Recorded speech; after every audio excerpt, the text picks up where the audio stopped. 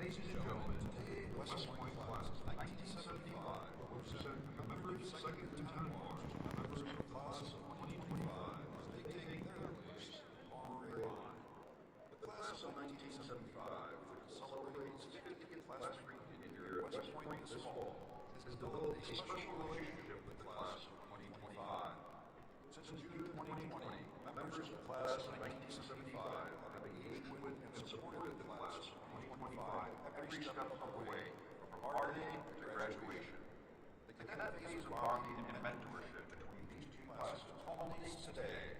The class of 1975 presents a set of second lieutenant bars engraved with 75-25. The representatives class of 1975 presenting the bars have distinguished records of service to the armed forces and the nation during times of war and in peace. I will introduce them to you now.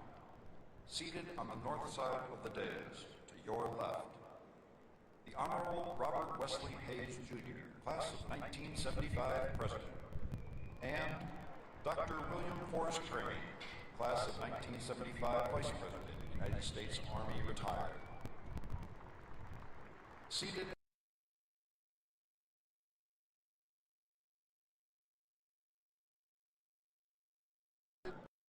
Mr. Timothy F. Sugaru. Gentlemen, we welcome you back to attend this special graduation ceremony. It is a pleasure and honor to have you here with us today. Ladies and gentlemen, how about a round of applause for the class of 1975 and their outstanding dedication to the class of 2025.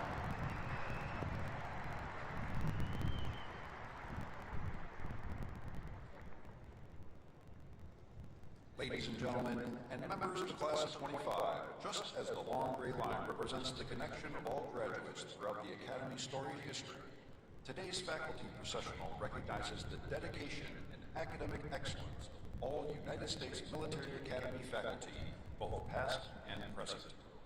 Please welcome representatives of the faculty of the United States Military Academy.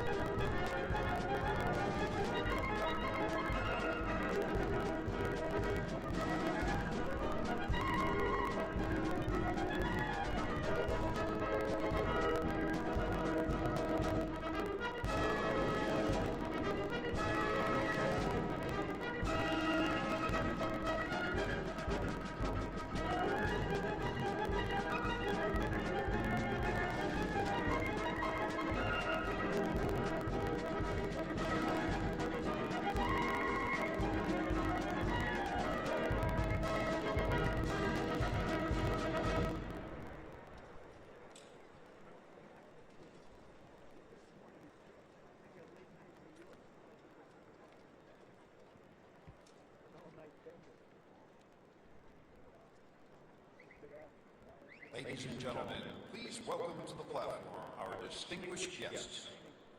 United States Congressman from the state of Arkansas and West Point Board of Visitors Chairman, the Honorable Steve Womack. United States Representative from New York's 18th Congressional District and West Point class of 2004, the Honorable Pat Ryan. The Commandant of Cadets, Brigadier General R.J. Garcia. The Dean of the Academic Board, Brigadier General Shane R. Reeves. The Athletics Director, Mr. Thomas Theodorakis. The Senior Advisor for Character Integration, Dr. Jeff Peterson. The West Point Chief of Staff, Colonel Con Deep. The United States Military Academy, Command Sergeant Major Phil Barretto. The United States Corps of Cadets Command Sergeant Major Tony Powers. Members of the Academic Board and other senior Academy leaders.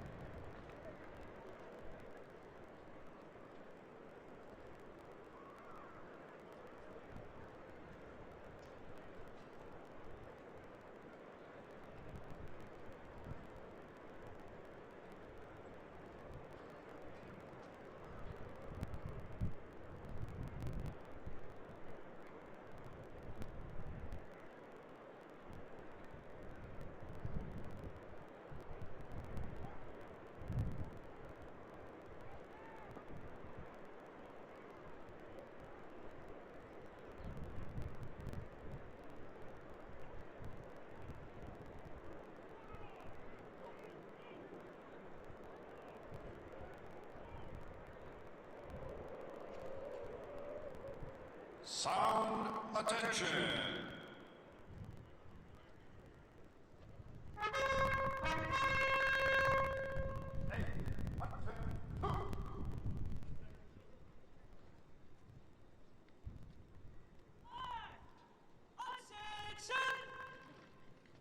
Ladies and gentlemen, please rise for the entrance of the official party.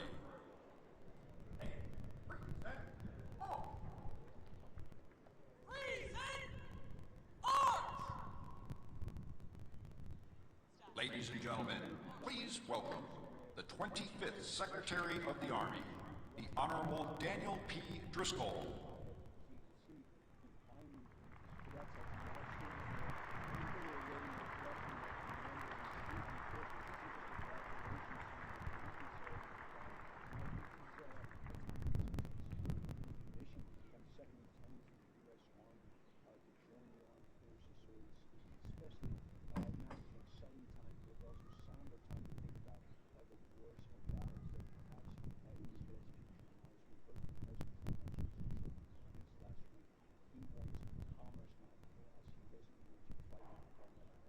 The 41st Chief of Staff of the Army, General Randy A. George.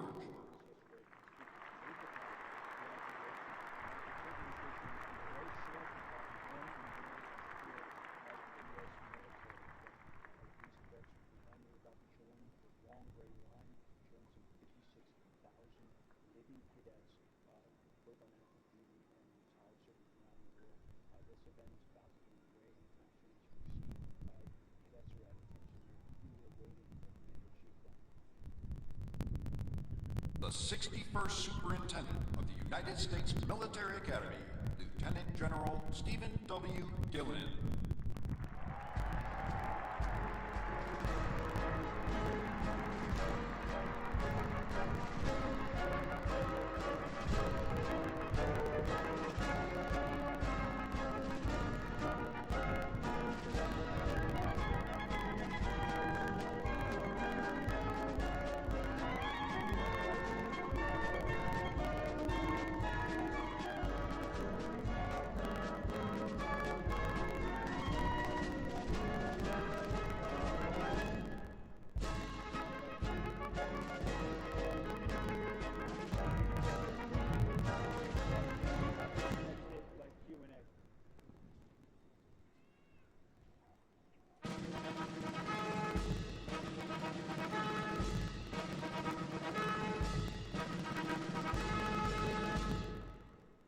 Ladies and gentlemen, the 45th and 47th President of the United States of America, Donald J.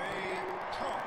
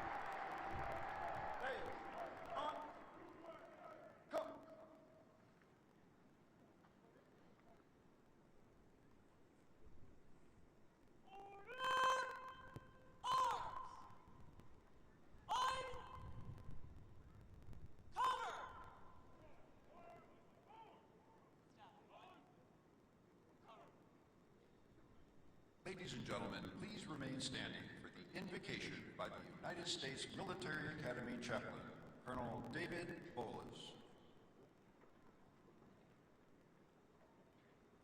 I invite you to pray with me. Praise be to the Lord my rock, who trains my hands for war and my fingers for battle. Almighty God, we are gathered here with hearts full of gratitude and pride as we witness the graduation of the West Point class of 2025. We thank you for bringing each graduate to this major milestone today. We thank you especially for your presence when they were plebes under pressure, for providing patience as they learn to lead as yearlings, for their commitment and courage to affirm as cows, and for faithful friends who will finish together as firsties. And just as you have been faithful in the past, be their ever-present help in the future. Thank you for the teammates around them, their family and friends, instructors and sponsors, tax and trainers, mentors, and yes, even their tormentors, who stood with them over the last 4 years. Through them, you ensure these West Point graduates are prepared to lead America's sons and daughters in peacetime and in war. Bless the ceremony today with your presence. Bless our president as he leads and inspires us. And God bless the United States of America. In your holy name, I pray. Amen.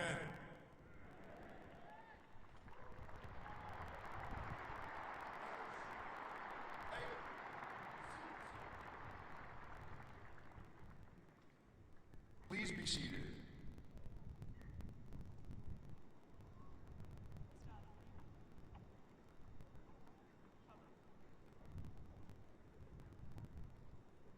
Take seats. Staff dismissed.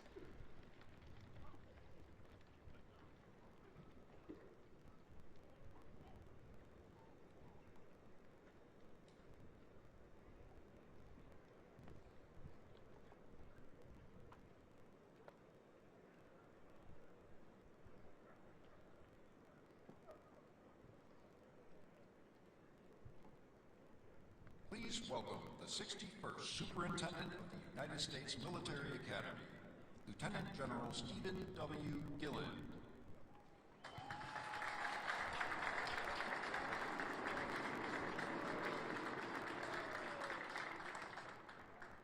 Mr. President, Congressman Womack, Congressman Ryan, Secretary Driscoll, General George, our Chief of Staff of the Army, distinguished guests and alumni, teammates, family and friends, ladies and gentlemen, good morning and welcome to West Point, home of the United States Military Academy.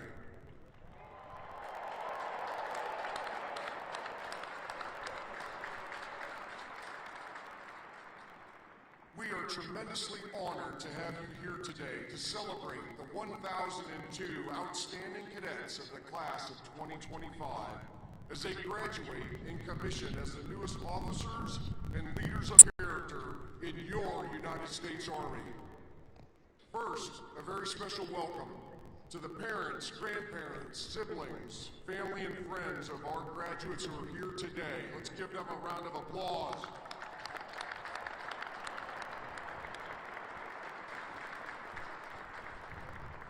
Thank you all for the love and support and encouragement that you've given your cadet along their journey at the United States Military Academy. I'd like to acknowledge the members of the 50-year affiliate class for our graduating class, the Courage and Drive class of 1975.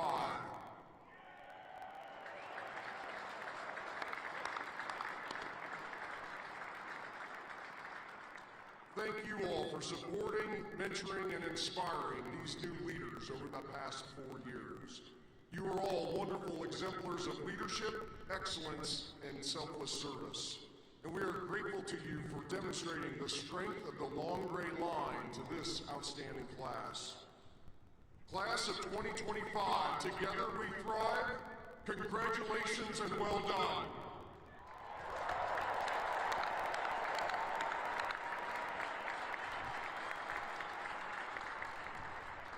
Today, your cadet experience at West Point may come to an end, but today really marks a milestone in your personal journey as you assume the mantle of leadership as officers in our Army.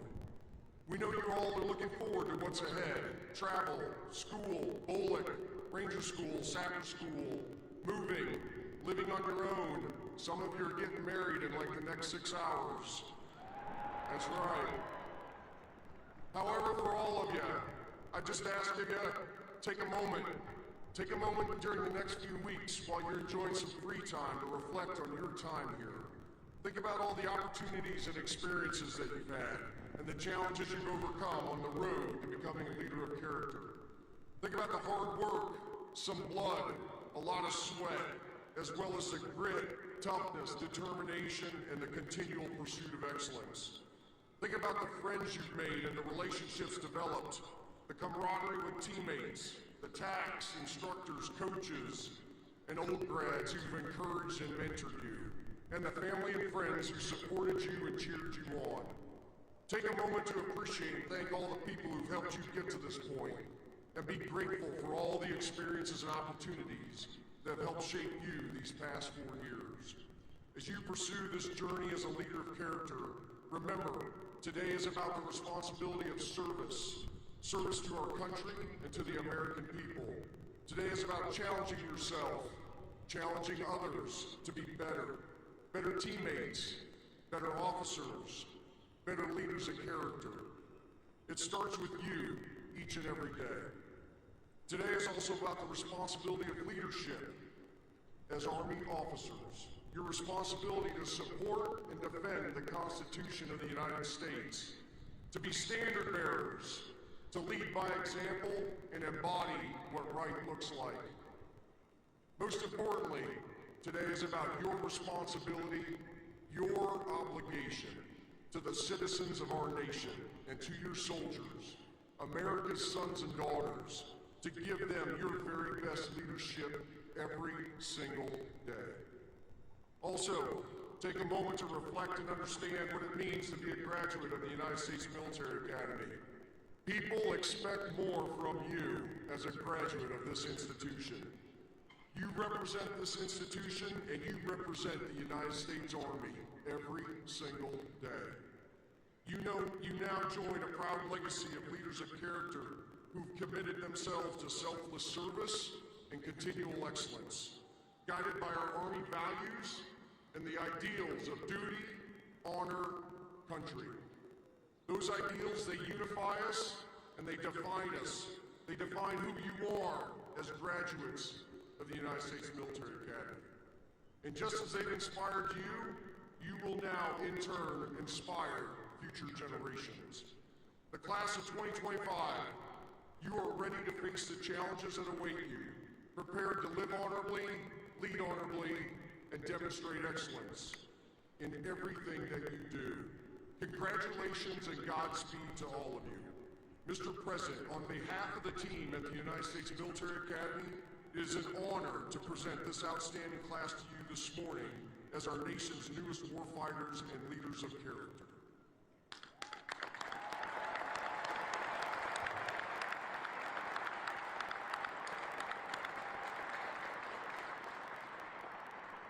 Ladies and gentlemen, it is my honor to introduce this morning's commencement speaker, the 45th and 47th President of the United States, President Donald J. Trump.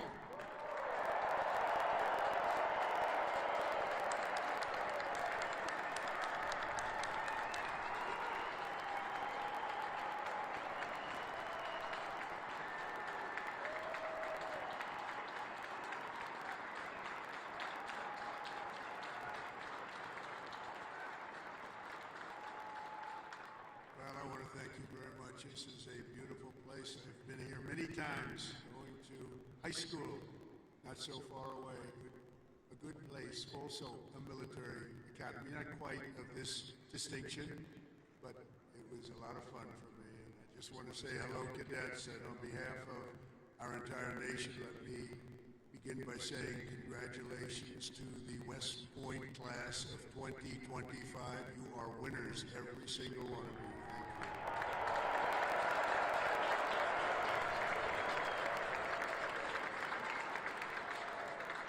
Now we want you to relax, and I'm supposed to say at ease, but you're already at ease. because you made a great choice in what you do, and your choices in life have been really amazing. So this is a celebration, and let's have a little fun. I want to thank your highly respected Superintendent, General Stephen Gillen, and he is really something. I got to know backstage with his beautiful family, and his reputation, his wife is just incredible. His reputation is unbelievable, and thank you very much. And your daughter is a winner also, just like everybody out there, a real winner. Thank you. Thank you.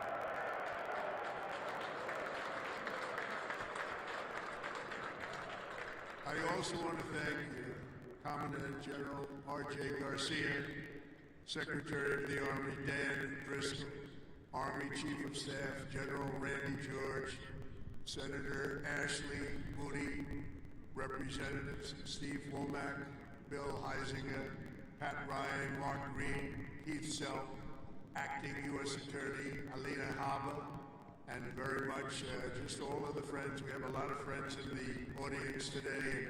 I just want to thank them all for being here. We have a tremendous amount of my friends. They wanted to come up and they wanted to watch the ceremony, and they wanted to watch you much more so than me.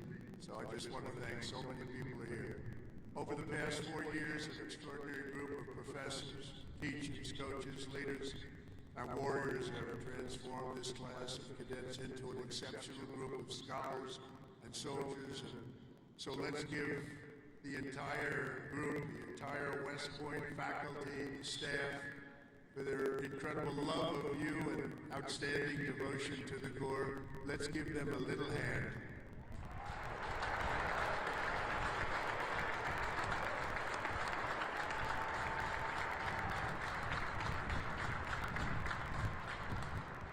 And importantly, we can't forget all of those people beaming with pride. Look at them in the audience. They're so proud. They're in the stands, so thank your parents, your grandparents, and family members who made this all possible for you. Thank you.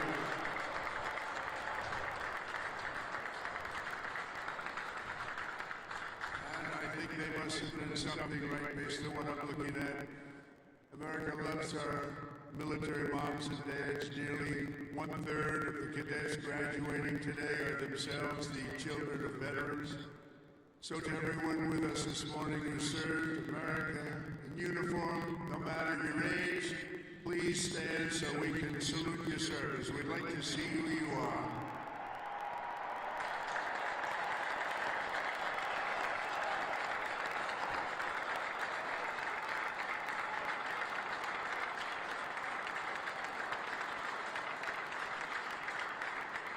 Congratulations. Great job. Every cadet on the field before me should savor this morning, because this is a day you will never, ever forget. In a few moments, you will become graduates of the most elite and storied military academy in human history, and you will become officers in the greatest and most powerful army the world has ever known. And I know because I rebuilt that army, and I rebuilt the military.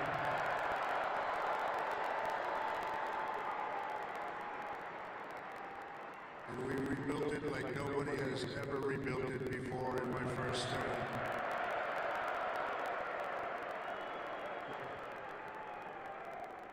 Your experience here at West Point has been anything but easy.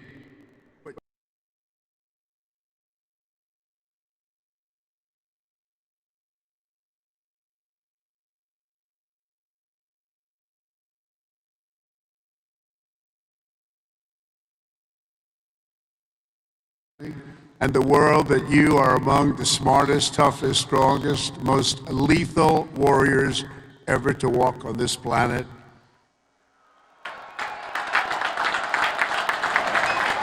Today, I can proudly say, mission accomplished. Great job.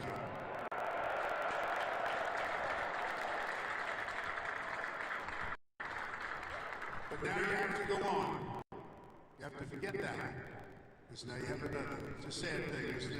You know, you can't rest on your laurels no matter what. Just have to keep going. Take a little day off, and you go on to the rest. Because you have to have victory after victory after victory, and that's what you're going to have as you receive your commissions as second lieutenants, each of you continues down the same hallowed path walked by titans and legends of U.S. military law, giants like Ulysses S. Grant, John Blackjack Pershing, Dwight David Eisenhower, the one and only Douglas MacArthur, old blood and guts George Patton, and Norman Schwarzkopf. Oh, so many more. They, countless other patriots before you, have walked out of these halls and straight into history, and today you officially join those immortal heroes in the proud ranks of the long gray line. You know that term, so beautiful, the long gray line. Among the 1,000 cadets graduating today, 26 of you wear the prestigious Star Wreath, signifying the highest level of academic achievement. Please stand up, 26. Let's see if somebody stands who shouldn't be standing.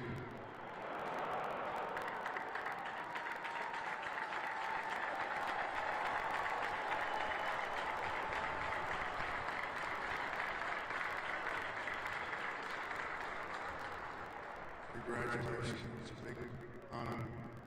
This class includes an incredible 4 Rhodes Scholars. Stand up, please, 4.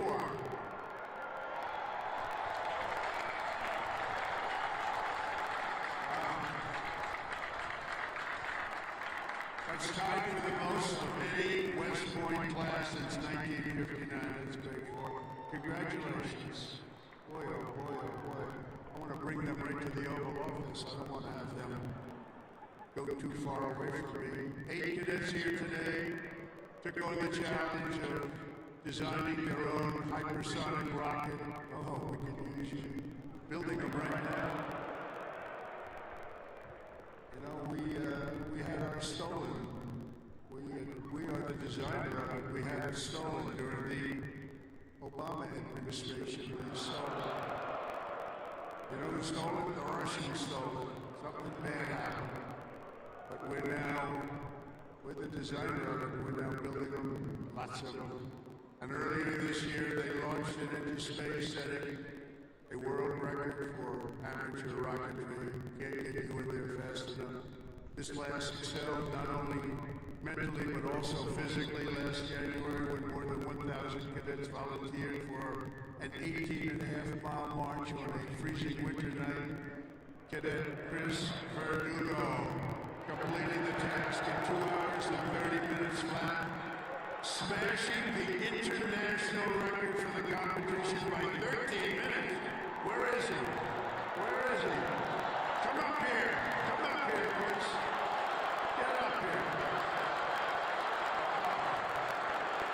Come here. That's by 13 minutes. Come here, Chris.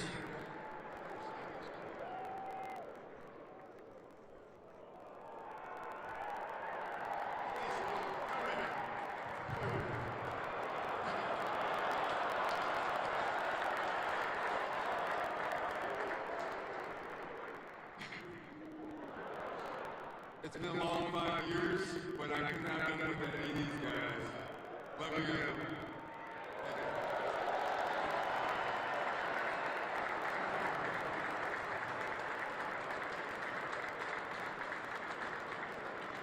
That's great. Keep it going, Chris. That really is a definition of Army strong, isn't it? International.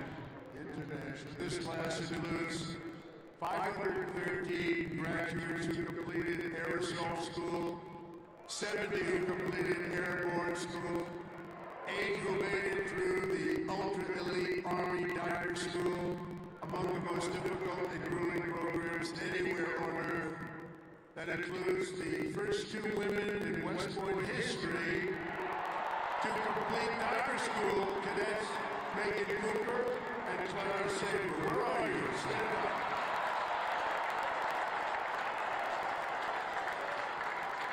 Where are they?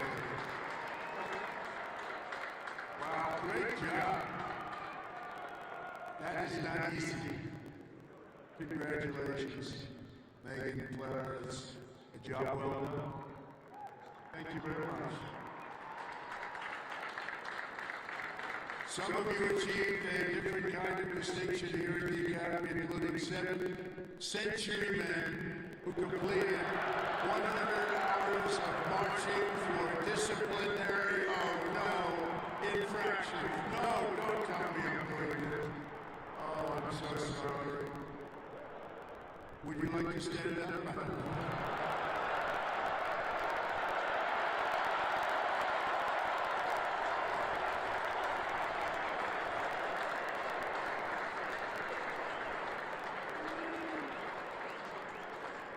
I think I saw Chris standing up. Chris, what's going on? Well, you had one good, one not so good, right, Chris? Can't believe Chris is standing up. But we want everyone to leave here today, Chris, so you're going to be okay, because I'm going to do something with a clean slate. So in keeping with tradition, I hereby pardon all cadets on restriction for minor conduct offenses effective immediately, so you're all okay.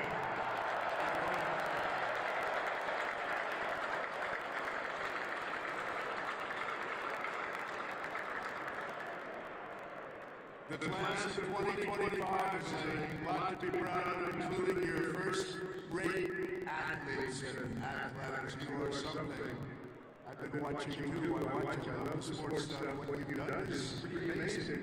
Last year, for the first time ever, Army lacrosse became the #1 ranked men's lacrosse team in the entire country.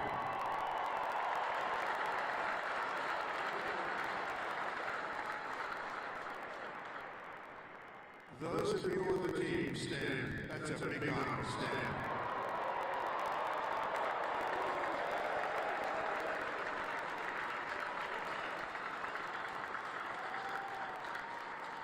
Great. It's a tough sport, too. That's #1 in the country. Your sophomore year, Army football beat Navy 2017. And the next year, you did it again, beating Navy 17-11 and dominating Air Force 23-3. But this year, the Black Knights fought your way into the top 20 nationally and racked up your longest winning streak since 1949 with the help of graduating quarterback cadet Bryson Daly, or as you call him, Captain America. Captain America. Stand up, Bryson.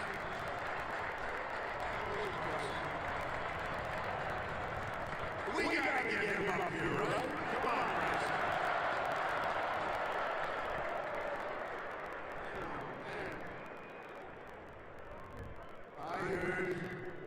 I heard he sounded like I came to a game.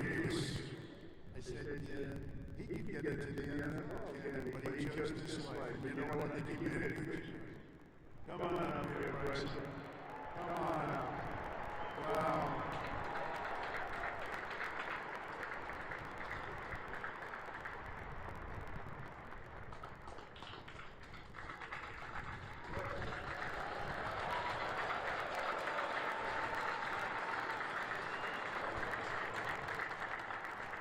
Go Army football, shout out the Hogs, H4.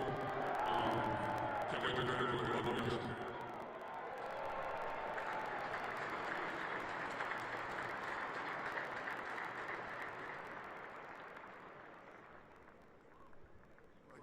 Tapping his shoulders like I hit a piece of steel. That's a good shape.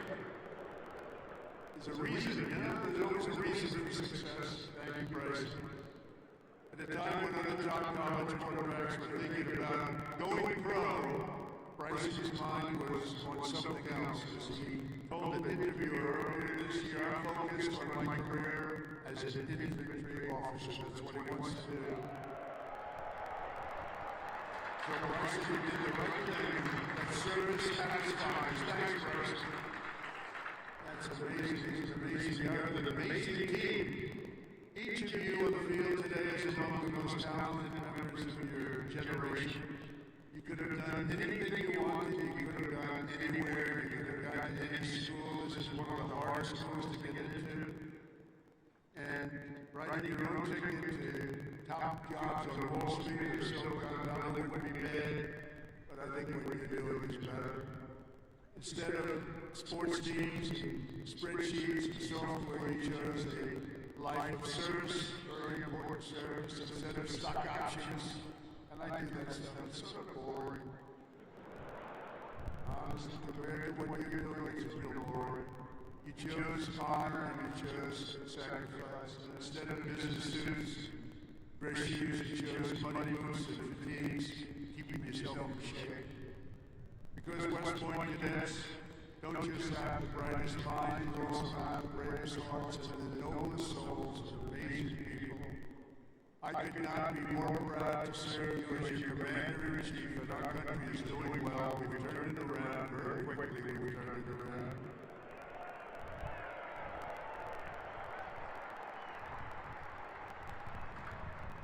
I just got back from the Middle East, and I was, as you know, Saudi Arabia, Qatar, UAE, and I will tell you, they said, all three leaders, great leaders of those three nations, they all said the same thing. The United States of America is hotter now than we've ever seen it, and a year ago, it was as cold as it gets, and it's true. It's true. We have the hottest country in the world, and the whole world is talking about it. It's an honor for all of us. I cannot wait to see the glory that is still ahead. However, for the West Point class of 2025, we're going to help you a lot because we're going to give you a nation as good or better than it ever was. That's what I promise you.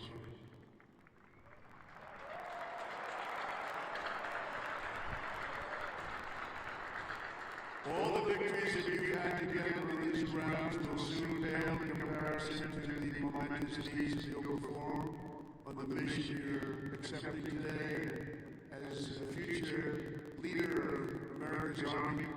And we have that Army geared up. We have more than, just $1 trillion military budget, General. You know that? $1 trillion. Some people say we can cut it back. I said, I'm not cutting 10 cents. It's another thing we can cut. We can cut money on others right there. We can cut money on other things. We have a big man in here. It's a very different warfare out there today. Now, they've introduced a thing called drone. A drone is a little bit different. It makes you have to go back and learn a whole new form of warfare. You're going to do it better than anybody else. You won't get anybody close. Generation after generation, men and women of the Army have done whatever it takes to defend our flag, pouring out their blood into the fields of battle all over the world. And all over the world, you're respected like nobody is respected. Our soldiers have sprinted through storms of bullets, clouds of shrapnel, slugs, miles of dirt, and oceans of sand, scaled towering cliffs of jagged rock.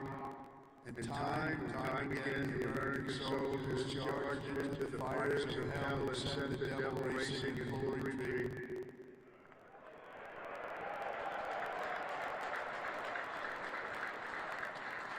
No task has ever been too tough for America's Army, and now that 250-year legacy of glory and triumph belongs to you, the 1,000 newest officers of the greatest fighting force in the history of the world. That's what you are, that's what you're being thought of.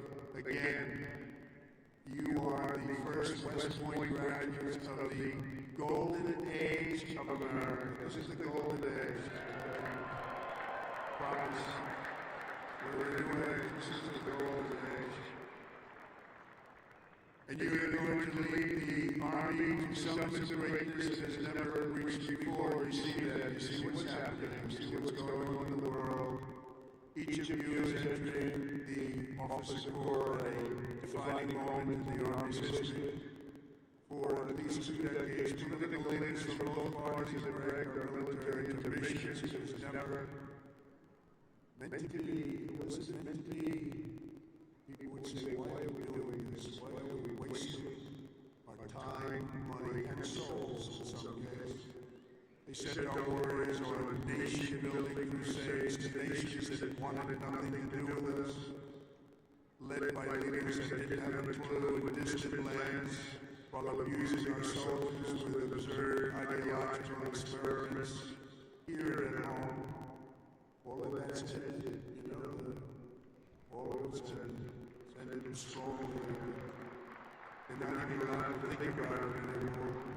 They subjected the armed forces to all manner of social projects and political causes, while leaving our borders undefended and depleting our arsenals to fight other countries' wars. We fought for other countries' borders, but we didn't fight for our own border, but now we do, like we have never fought before. But under the Trump administration, those days are over. We're getting rid of the distractions and we're focusing our military on its core mission, crushing America's adversaries, killing America's enemies, and defending our great American flag like it has never been defended before.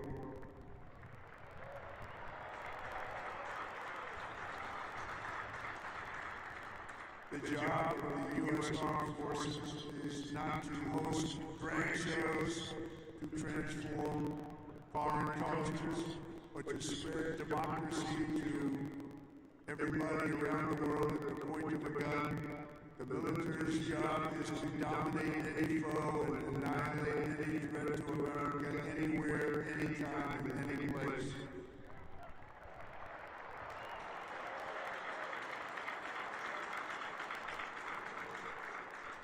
A big part of that job is to be respected again, and you are, as of right now, respected more than any army anywhere in the world, and that's happening, and I can tell you, you are respected like nobody can believe. As President, I am laser focused on our core national interests. My preference will always be to make peace and to seek partnership, even with countries where our differences may be profound. As you know, we're working on a lot of things right now. When I left office 4 years ago, we had no wars, we had no problems. We had nothing but success. We had the most incredible economy, the single greatest economy for a president in history. I think we're going to beat this guy by a lot, if you want to know. But we had something going on very special. If the United States or its allies are threatened or attacked, the Army will obliterate our opponents with overwhelming strength and devastating force. That's why my administration has begun a colossal buildup of the United States Armed Forces, a buildup like we've never had before. Peace through strength, you know the term, used it a lot.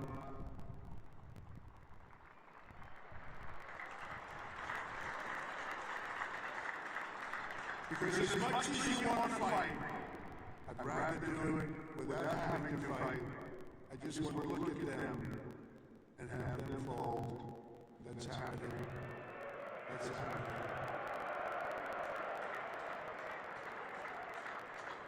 And I approved a $1 trillion investment, and that will be, again, the largest ever in the history of our country.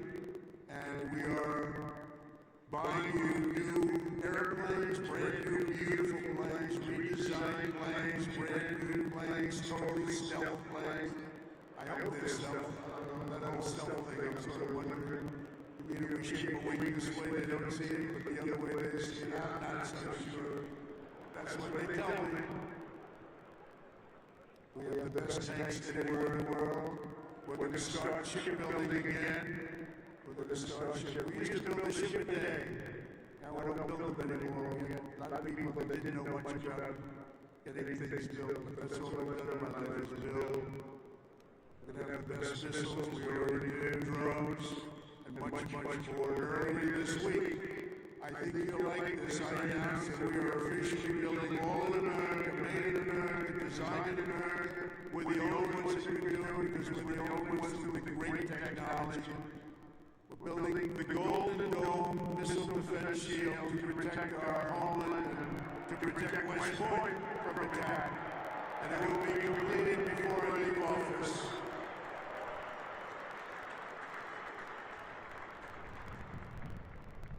And you know, you wouldn't think this, but our enemies are very unhappy about it. You've been hearing, you've been reading. Why are they doing that? Why?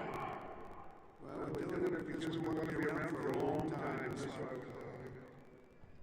We're also restoring the fundamental principle that a central purpose of our military is to protect our own borders from invasion. Our country was invaded for the last 4 years, and they've allowed people to come into our country that they shouldn't be here. Criminals walk in, no vetting, no checking, no nothing. Where are they coming from? And they were taking people out of prisons, they were taking gang members, they were taking the mentally insane and allowing them to come in, and we're getting them out of our country. We have no choice. We're getting them out and then bringing them back where they came from. No choice. And it's not easy. It's not easy. But hopefully the courts will allow us to continue. You know, we had the greatest election victory. This was November 5th. We won the popular vote by millions of votes. We won all 7 swing states. We won everything. We won 2,750 districts against 505. 2,750 against 505.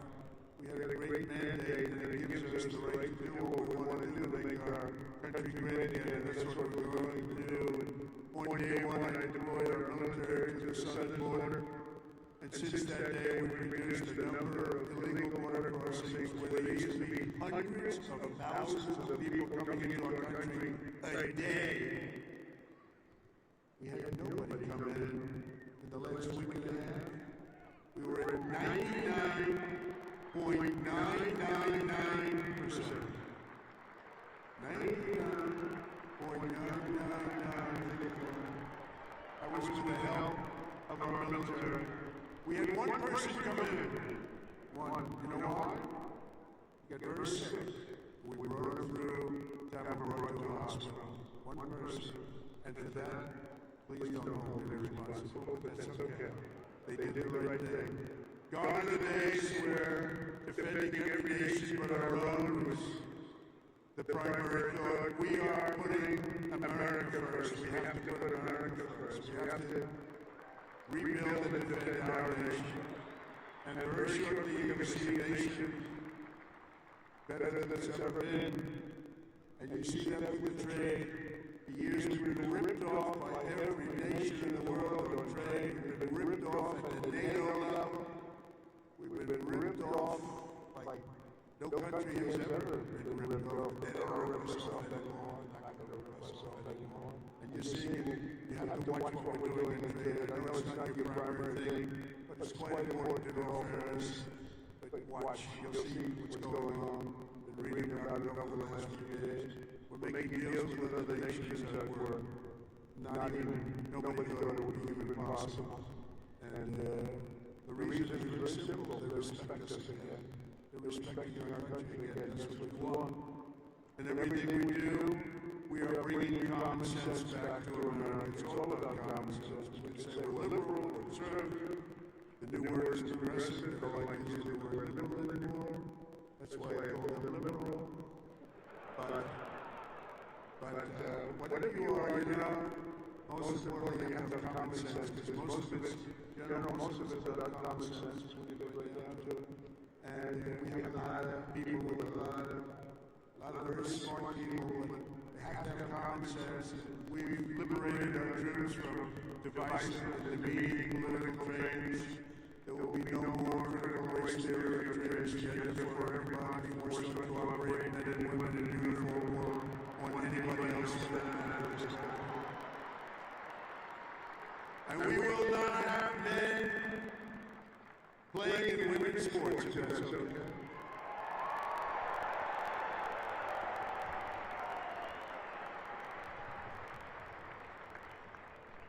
I mean, I wouldn't want to have to tackle as an example Bryson as a man, but I don't think a lot of women want to tackle him. I don't think so. How crazy is it? Men playing in women's sports, how crazy is it? So ridiculous, so demeaning to women. And it's over. That's over. We've ended it. and promotions and appointments will not be based on politics or identity, they'll be based on merit. We won that case in the Supreme Court in the United States. We're allowed to go back to a system of merit. We're a merit-based country again today.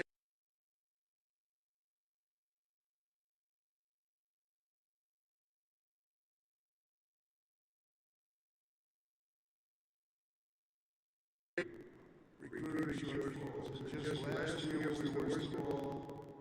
The last year of the Biden administration. We couldn't get anybody to join our military. We couldn't get anybody to join our police or firefighters. We couldn't get anybody to join anything. And right now, just less than a year later, we just set a brand new peacetime recruiting record. The most people join, and we are brimming. In fact, be careful, somebody's going to try to take your job. Be careful, you better do that. We are brimming with confidence, and we're brimming with people. We had the best recruiting month that we've had in memory. Nobody remembers anything like it. And that's all because they have spirit now. They have spirit for our country. And now everybody wants to be doing what you're doing. Think of that. So it's really a great honor, I will say. And I'm pleased to report that by next week the Army is expected to surpass its recruiting targets for the entire year, something that hasn't happened in 28 years where we've had that. So that's pretty good.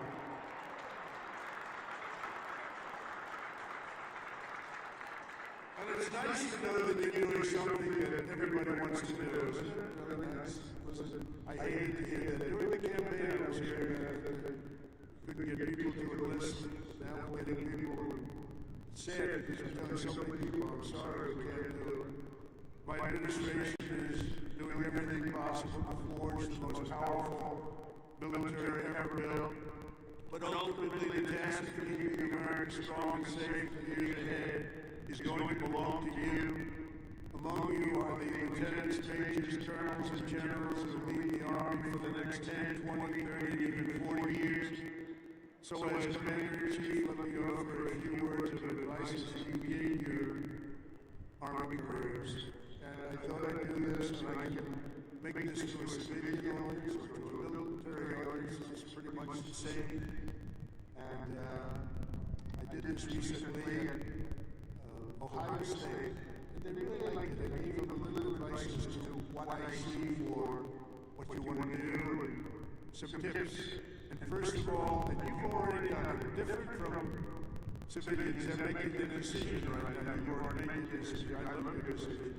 You have to do what you love. You have to do what you love. If you don't love it, you'll never be successful at it. And you've done this, and you really, many of you in the audience, many of you that have graduated, you come from military backgrounds, so you love the military, it's what you want to do, it's what you want to talk about.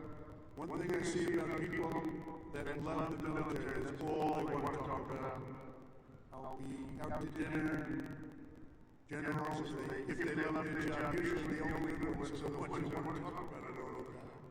But if they talk, that's what they want to talk about. I really very rarely see somebody who's successful that doesn't love what he or she does. You have to love what you do. In your case, the military is what you chose, and I'll tell you what, you could not go wrong. You're going to see it too, you're love it more and more time. You know, I work all the time. That's all I do is I work. Whether it's politically or before that, I was a good businessman in case you haven't heard. But it was good news, I loved it. I learned from my father a little bit. My father was a happy guy. And all he did was work.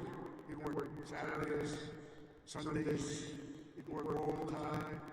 And he was a happy guy, just loved life. And I learned that. I said, you know, it makes you happy. I've seen other people that never work, and they're not happy. You gotta love it. Otherwise you won't be successful in the Army. There are a lot of different paths you can take, so follow your instincts and make sure that you take the path that you love, that you're doing something that you love within your military. You will be happier, the Army will be far stronger for it. Second is to think big. always think big. If you're going to do something, you might as well think big, do it big, because it's just as tough, and sometimes it's a lot easier thinking big than doing a small task that's more difficult. One of your greatest graduates, General Eisenhower, used to say, whenever I run into a problem that I can't solve, I always like to make it bigger to solve it and solve more of it. If you're going to solve a problem, it might as well be a big problem as opposed to a small problem that lots of people can take advantage of and solve. So you can achieve something really amazing, think big. Third, though, you got to do this. Brain power you have to have. Potential you have to have. But to be really successful, you're always going to have to work hard. An example is a great athlete, Gary Player, great golfer. He wasn't as big as the other men that were playing against him, great, big, strong guys. Gary was a smaller guy. I don't want to take this way. His friend of mine gets a bit angry at people because he hits the ball just as far. He said, I hit the ball further than them. Why am I small? But he worked very, very hard. He was always doing exercise. He was well ahead of his time. He never stopped. He won 168 golf tournaments. He won 18 majors, 9 regular and 9 on the senior tour. 18 with 168. That's the most tournaments internationally. The most tournaments anybody's ever won. But he made a statement years ago, and I heard it. He's the first one. I think I've heard it a couple of times since, but he was the first. He said, it's funny. The harder I work, the luckier I get. And think of that. The harder I work, the luckier I get. He worked hard, and you worked hard, and the harder you work, the luckier you're going to get. Fourth is, don't lose your momentum. Momentum is an amazing thing. Keep it going. I tell a story sometimes about a man who was a great, great real estate man. It was a man who was admired for real estate all over the world, actually, but all over the country. He built 11 towns. He started as the man who built one house. Then he built 2, then he built 5, then he built 20, then he built 1,000, then he built 2,000 and 3,000 a year. And he got very big, very big. He was great at what he did. You see him all over the country, still 11 towns. This was a long time ago. He was the first of the really, really big home builders. And he became very rich. He was a very rich man. And then he decided to sell. He was offered a lot of money by a big conglomerate, Gulf and Western, a big conglomerate. They didn't do real estate. They didn't know anything about it, but they saw the money he was making. They wanted to take a public company.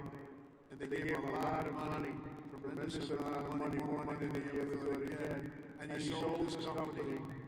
And he had nothing to do. He ended up getting a divorce, found a new wife. Would you say a trophy wife? I guess we could say a trophy wife. It didn't work out too well. But it doesn't work out too well. I must have a lot of trophy wives. It doesn't work out. But I made him happy for a little while at least. But he found a new wife. He sold his little boat. He got a big yacht. He had one of the biggest yachts anywhere in the world. He moved for a time to Monte Carlo and he led the good life. And time went by and he got bored. And 15 years later, the company that he sold to called him and they said, the housing business is not for us. You have to understand, when Bill Levitt was hot, when he had momentum, he'd go to the job sites every night, he'd pick up every loose nail, he'd pick up every scrap of wood. If there was a bolt or a screw laying in the ground, he'd pick it up and he'd use it the next day and put it together the house. But now he was spoiled, and he was rich, he was really rich. And they called him and they said, this isn't for us, this business, we do other things. Would you like to buy it back? We'll sell it back cheap. And they did. He bought it. He thought he made a great deal, and he was all excited. But it was 15 years later. He lost a lot of momentum. Remember the word momentum. And he lost everything. It just didn't work. He lost everything. I was sitting at a party on Fifth Avenue one night, a long time ago, and yet the biggest people in New York, the biggest people in the country, were all at that party. They were all saluting each other, how great they were. They were all telling each other, I'm greater than you. Gets me really, gives you a headache sometimes. But they had all these people that were telling their own stories about how fantastic a cocktail party had looked over. And I was doing well. I was invited to the party, so I had to be doing well. I was very, very young. But I made it in real estate. I looked over and at the party, sitting in the corner all by himself, nobody was talking to. It was just 11. He had just gone bankrupt, lost everything. He lost everything. His home, everything. And when I went up to him, because he was in the real estate business, and I love real estate, I said, hello, Mr. Leonard, how are you? He said, hello, Donald, it's nice to meet you. He knew me from being in the business. I said, so how's it going? He goes, not well. It's really not going well, as you probably read. It's been very, very tough period for me, son. I said, so what happened? He says, anything you can do? He goes, no, there's not a thing I can do. He said, I'll never forget. He said, I've lost my momentum. I just didn't have it. I used to have it, but I lost my momentum. So it's a story I tell. And you have to know when you have the momentum, but sometimes you have to also know when you've lost the momentum. And leaving a field, sometimes leaving what you're doing, sometimes is okay. But you gotta have momentum, but you have to know that momentum is gone. You have to know when to say, it's time to get out. And it's a very sad story. I remember that story so well, like it was yesterday. Fifth, you have to have the courage to take risks and to do things differently. Eisenhower again was threatened with court-martials as a young officer for advocating a new doctrine of tank warfare. Billy Mitchell was thrown out of the Army for pioneering the use of air power. They said, what do you mean air power? Don't be ridiculous. People willing to try and do things differently. It's never going to be easy for them, but they're the ones that are going to really do the important things. They're the ones who are going to make history. So don't be ashamed and don't be afraid. This is a time of incredible change, and we do not need an officer corps of careerists and yes men and people that want to keep it going the way it's been, because it changes rapidly, especially what you're doing.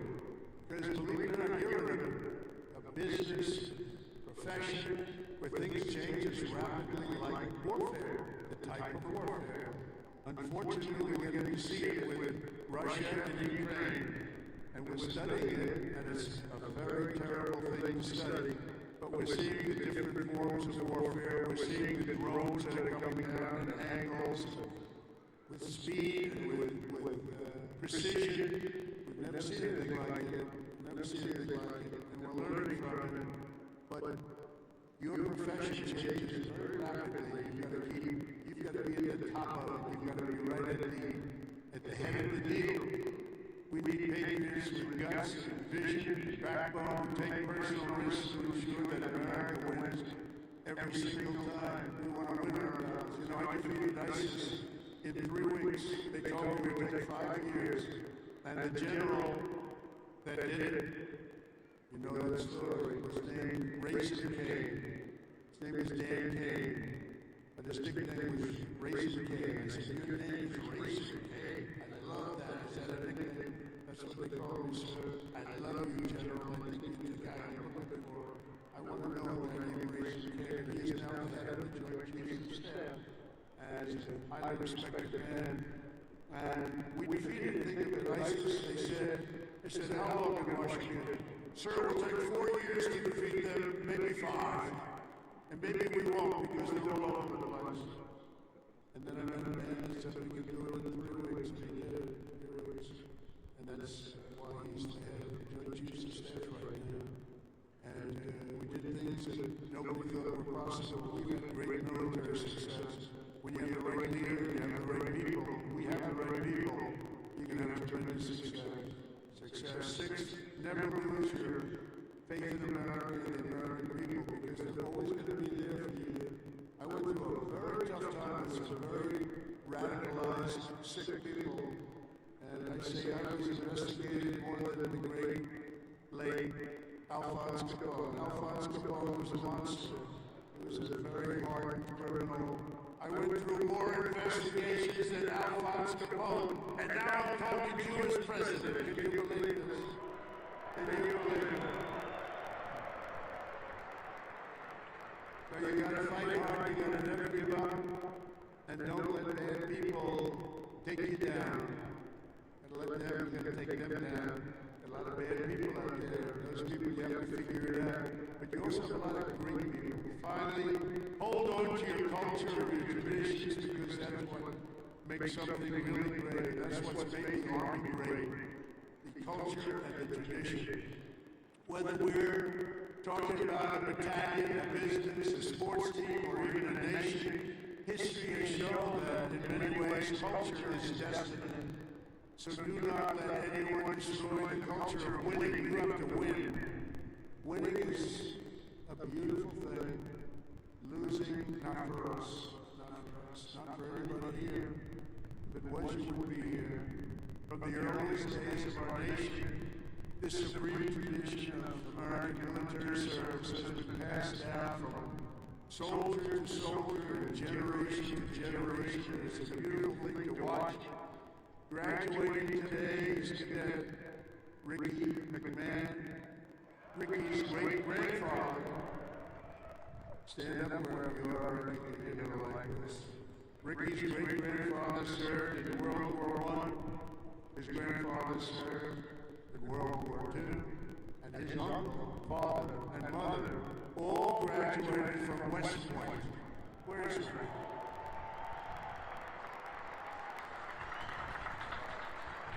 In 2004, when Ricky was just a little tiny boy, you think about that, Ricky, a little tiny boy. His dad, Lieutenant Colonel Michael McMahon, made the ultimate sacrifice for our nation in Afghanistan. Today, Lieutenant Colonel McMahon rests not far from here in the West Point Cemetery. Last year, 2 decades after losing his father, Ricky placed a gold chip from his dad's 1985 class ring into a crucible along 87 other rings were within a past West Point grass that were melted down to forge that is now worn by the class of 2025. You all know? You know what you wear? I want one. Ricky, I want one. Each of you will carry Michael's memory with you always as you continue the legacy he gave you and gave you something that would be so proud, would be so proud. He is proud. He looks down. To Ricky and his mom, Jeanette, you embody what this place is all about. And I know Michael, he's up there, he's smiling broadly. He's so proud. He's so proud of you today, you know that. And as a man, couldn't be a he's a man that couldn't be more proud. And I want to just, I just love that story. Everybody's reading, they're going to remember you, they're going to remember your family, and most importantly, you're going to remember a great tradition. It's a great tradition of West Point and of winners. Thank you very much. It's great to meet you. Thank you. You can sit down. You want to come up? If you want to come up, come on, come on. Come on.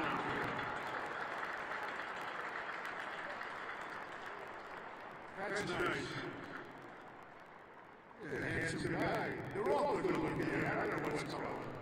The whole crowd is beautiful. Thank you very much.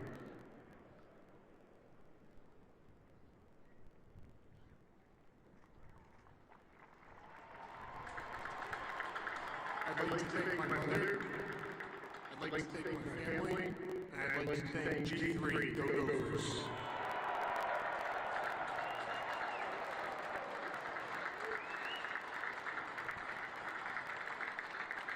These are good-looking people, I'll tell you. You know, what's going on over there?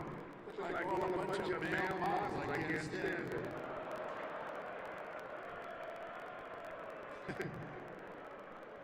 For 2.5 centuries, our Republicans endured because of heroes like Michael.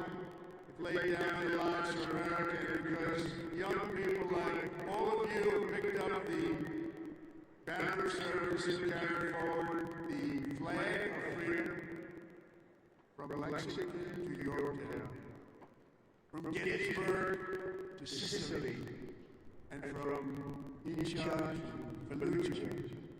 America has been won, saved by an unbroken chain of soldiers and patriots who ran to the sound of the guns, leapt into the maw of battle, and charged into the crucible of fire to seize the ground of victory, no matter the odds, no matter the cost, no matter the danger.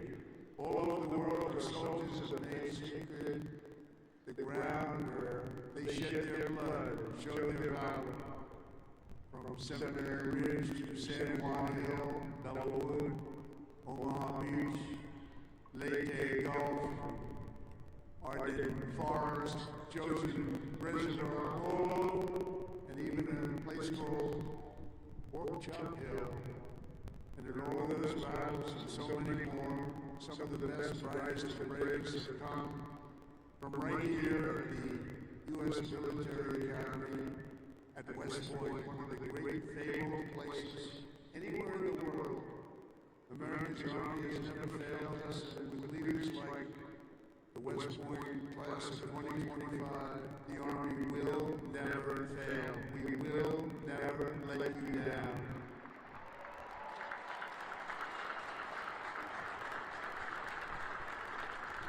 And over the last week, I had the honor of speaking to the heads of many countries, and they would say, 2 weeks ago, they said, the 8th, they said, sir, we're celebrating the victory today of World War II.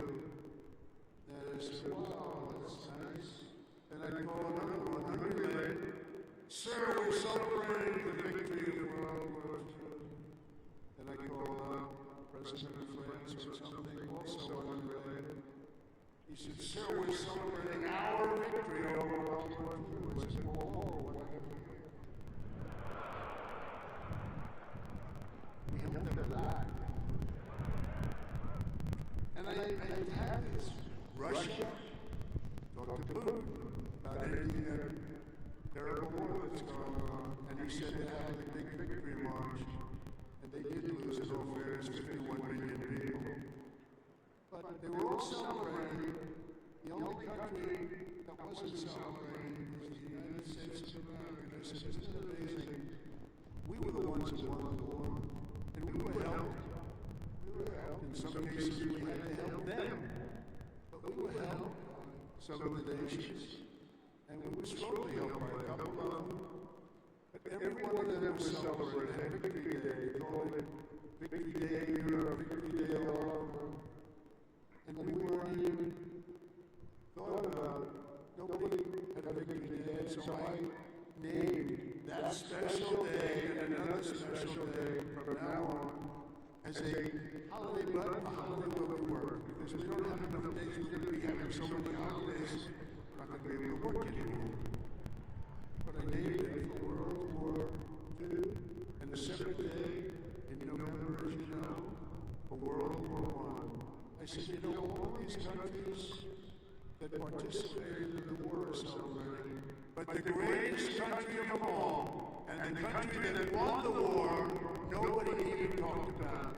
And so we're going to talk about it from now on, and I think you'll appreciate it. We won the First World War, we won the Second World War, and you know where we won them from? Right here at West Point. West Point won the war. We won 2 world wars, and plenty of other things. But you weren't thinking of it. We don't want to have a 3rd World War. But we won the First World War, we won the Second World War right here from West Point. And that's something. And we're going to be talking about it. You know, they can talk about it. And in some cases, they say, you know, they didn't do too much to help. They were ground down. But they were celebrating victory. No, we're going to celebrate victory because we're the ones that won that war. Standing before you today, I know that you will never stop You will never quit. You will never yield. You will never tire. You will never, ever surrender. Never give up. Remember that. Never give up. So another little factor in the bed. Never, ever give up. Raise your right hand. I pledge I will never, ever give up. You can never give up. You can never give up. If you do, you're not going to be successful because you'll go through things that will be bad. You have great moments, you can have bad moments. You can never give up. Through every challenge and every battle, you'll stay strong, you'll work hard, you'll stay tough, and you will fight, and win.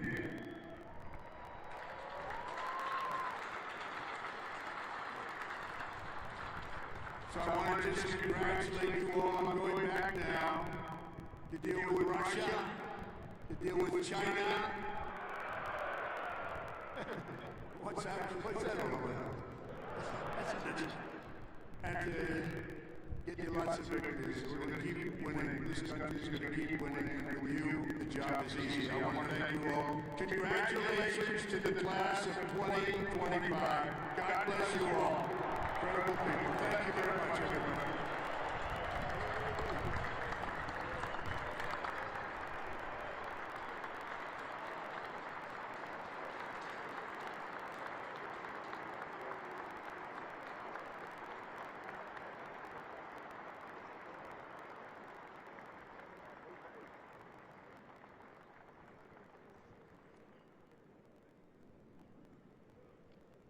Ladies and gentlemen, at this time, please remain standing for the presentation of the class gift.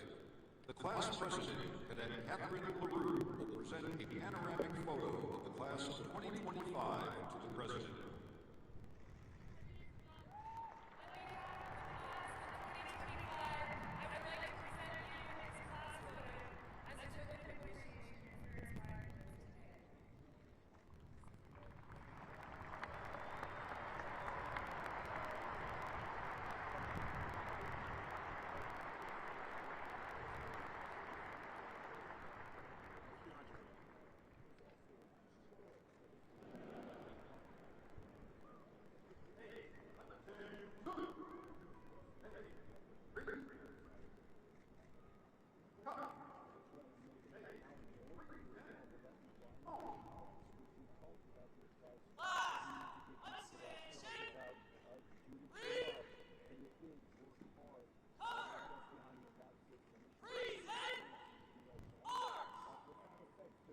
Ladies and gentlemen, please rise for the departure of the president.